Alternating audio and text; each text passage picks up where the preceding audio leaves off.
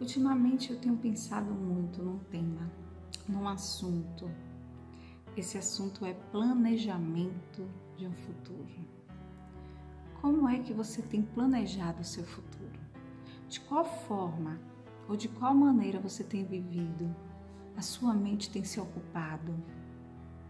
Ela está se ocupando muito com os afazeres, com a melhoria financeira, com um sonho da casa própria, com a troca de um carro, uma ingressão, entrar na faculdade do seu filho. Você tem se preocupado com a profissão do seu filho daqui a uns 10 anos? Você tem se preocupado? Pois é, mas agora eu te pergunto outra coisa. Você tem planejado a sua entrada no céu? A nossa entrada no céu, ela deve ser planejada assim.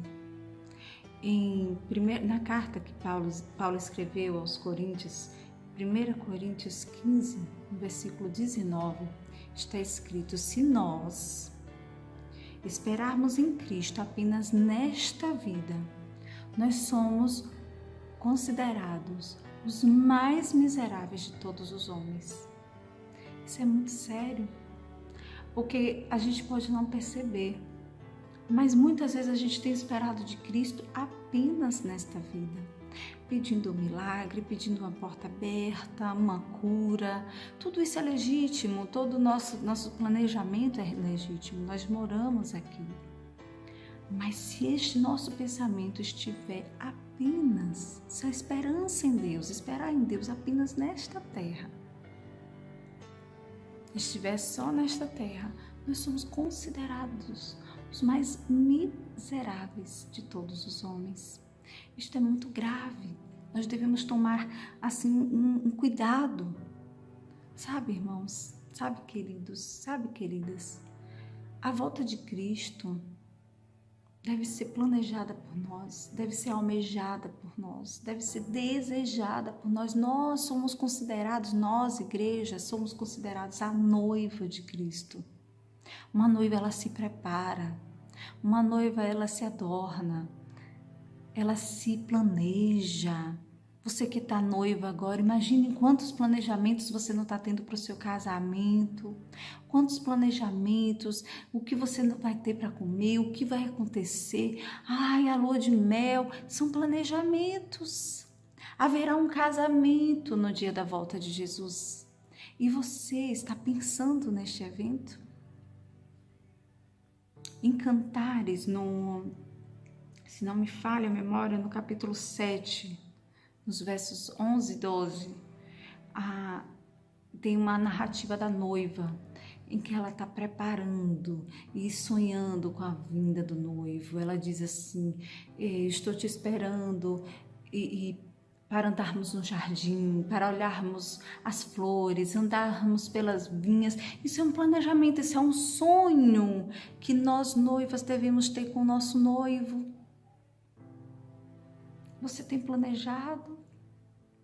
Aí na parábola das 10 virgens, que está lá descrita no Evangelho de Mateus, no capítulo 25, ela relata muito bem isso. Existem 5 virgens loucas, 5 virgens prudentes. As loucas foram para o seu casamento sem se preparar. As prudentes, elas foram para o seu casamento preparadas. É o que vai acontecer conosco, porque todos nós vamos estar perante este casamento. A situação é que uns preparados e outros não. As prudentes, elas levaram consigo o azeite, que mantiveram as suas lâmpadas acesas. Já as loucas, elas não levaram uma reserva de azeite para manter as suas lâmpadas acesas. As prudentes conseguiram adentrar, conseguiram prosseguir, conseguiram participar das bodas com o noivo. Já as loucas, sequer o noivo mais as conheceu naquele dia. Como é que você, na volta de Jesus, vai se comparar? A quem você vai se comparar na volta de Jesus? As virgens loucas? Em que não está preparado, em que não estava pensando, planejando, almejando este momento? Ou as prudentes, que estavam preparadas ali, só esperando aquela trombeta tocar e ser chamada pelo noivo?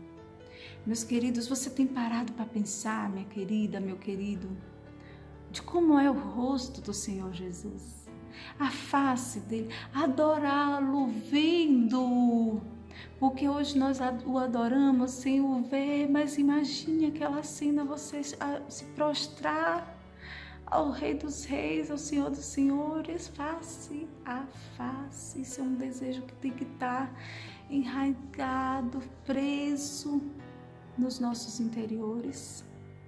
Está acontecendo isso em seu interior?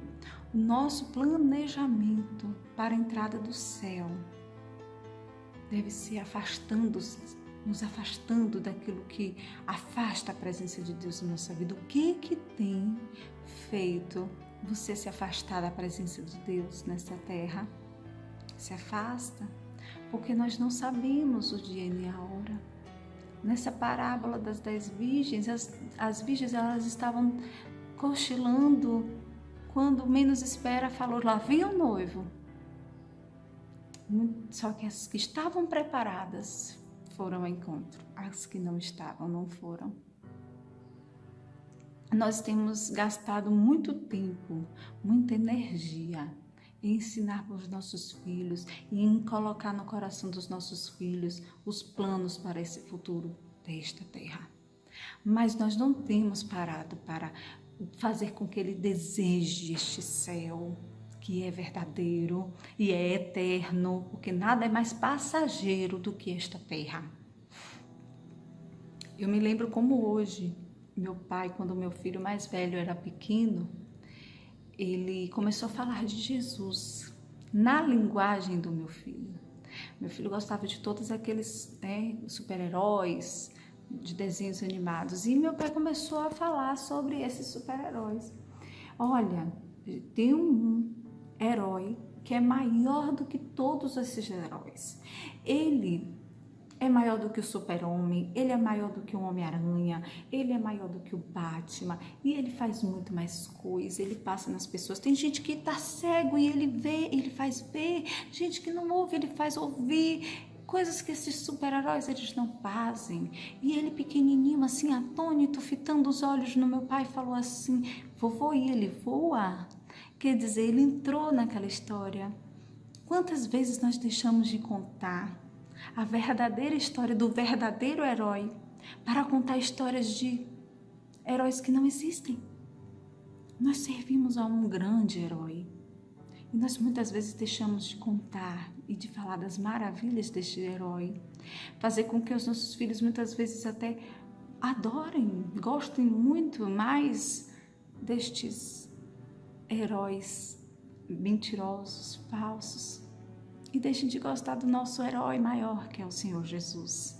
É uma questão de foco, nós temos que mudar o nosso foco. Jesus está voltando e a noiva, a virgem, está ficando muito louca, esquecendo de fato qual é o real significativo de viver aqui, servindo ao Senhor, buscando fazer o bem ao próximo, amar o próximo como a nós mesmos, sabe?